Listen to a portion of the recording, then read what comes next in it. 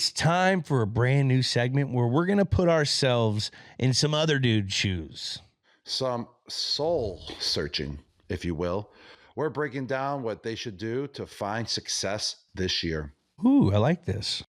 If you were Drake Maye, what would you do to make your craft better this year, knowing what you did last year in Drake Maye's shoes? Well, Drake Maye already had, an unbelievable rookie year with not such a great support staff around him, I would say, from what the media has been saying. Still went out there, dominated on the field, as a young buck. And if I was Drake Maye, I would be around Josh McDaniels as much as possible. I would offer to carpool to work with him, Jules. Maybe offer to coach his kids' flag football team, whatever it takes. I would be picking the brain of legendary offensive coordinator, Super Bowl winner, Josh McDaniels, as much as I can possibly do it. If it's sitting in the hot tub with him after practice, in the cold tub having a beer, whatever it is, I'd be picking his brain. What I would do? What would you do? I would do a lot of that stuff. I would be very extremely close with Josh and be able to talk the language.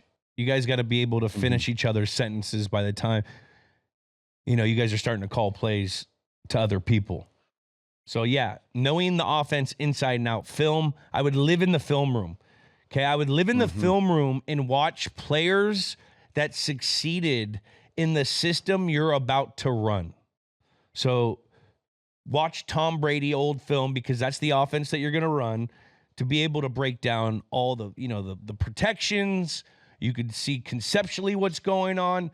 Knowing the offense is going to be number one, because the faster you know the offense, the more you get to use your athleticism and your God-given talent. If you subconsciously know what's going on from the defense and your concepts and knowing like the back of your hand, then you get to use your specialties. That's when your specialties get to come in. And he's an athletic guy, and he's really good with the ball in his hands, and he can throw it. So that's when he can start to use that flair. 2, I would hire a coach, a quarterback coach of some sort, to work on my feet. There was too many times last year Drake Maye was like falling away from his target. He made the throws, but sometimes the ball placement of the throw wasn't where it needed to be. And a lot of that has to do with your feet. When you get your feet cleaned up at the quarterback position, when you're on balance and you know where to go with the ball, that's when you get your most accurate throws. That's what we always saw from Tom. That's what you see from the greats. And then with his athleticism, there'll be a time or two where he won't have his feet, but he'll be able to execute. But when you have your feet, that's when you're more accurate.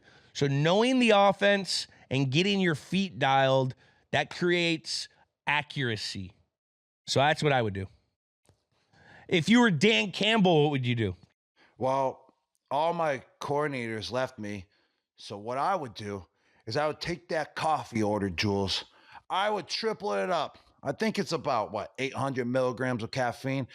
I would skyrocket it to 2,400 milligrams and let that caffeine replace Johnson and Glenn. And now he can do the work of all 3 men through the power of coffee. You may have replaced Johnson and Glenn, but you also had a heart attack. 2,400 milligrams of caffeine.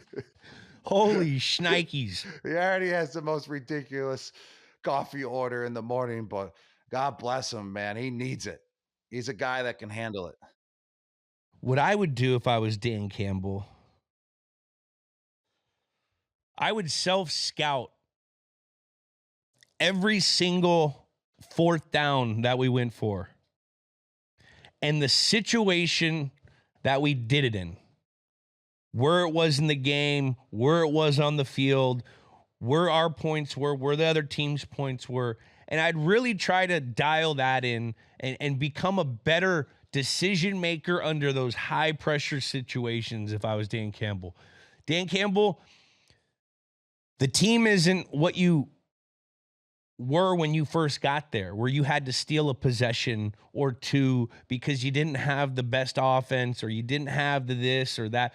This is a winning organization that has, or this is an organization that has a lot of fundamental players that can go out and win games. You need to start acting like that. You don't need to be the sneak attack guy anymore, okay? If you just run the game the way you guys can run the game by running the ball, play actioning with Jared Goff, and then methodically just killing teams down the field with your offensive line, getting a stop here or there on defense, I think that's what's going to do best. They need to change their overall. I feel like Dan Campbell needs to change his overall like thinking process. You got to have the chip on the shoulder.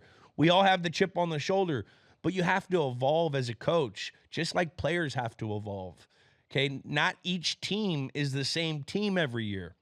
So the things that you did 2 years ago with your team, you may not have to do this year with your team or the year you're going into. Every team is different. He needs to learn his team, and then so he can go in and have non-emotional decisions when it comes to calling those fourth down plays. Well, I still think he's going to need to triple up his caffeine order, his coffee order, Jules. He's definitely to be able to do that too. I agree. I agree. All right. What if you're Aaron Rodgers? What would you do? If I was Aaron Rodgers, what would I do? Right now, as we're speaking, as he's still a free agent, he hasn't signed with a team, correct? Yeah. I would sign with the Pittsburgh Steelers. They're ready to go. And then I would do my darkness retreat inside one of the walk-in freezers of the Permane Bros sandwich shop and become a Pittsburghian right on the spot and be welcomed by the city, coming out frozen, eating a Permane sandwich. I like that. And me too. Thank you, Jules. Yeah. It that's could just also an idea. maybe freeze away all those negative jujus he has. Yeah, that too. That's where I was going. The jet jujus. If I was Aaron Rodgers, I wouldn't want to get in the same predicament as I got into when I was with the Jets, where you get there kind of a little late, you don't really practice that much, and then all of a sudden, the season comes out, and we're not looking like we need to be looking because we look like we're not on the same page. Okay, wherever he's going to sign, I would sign as soon as possible so you can learn the players around the team that you're going to be playing with.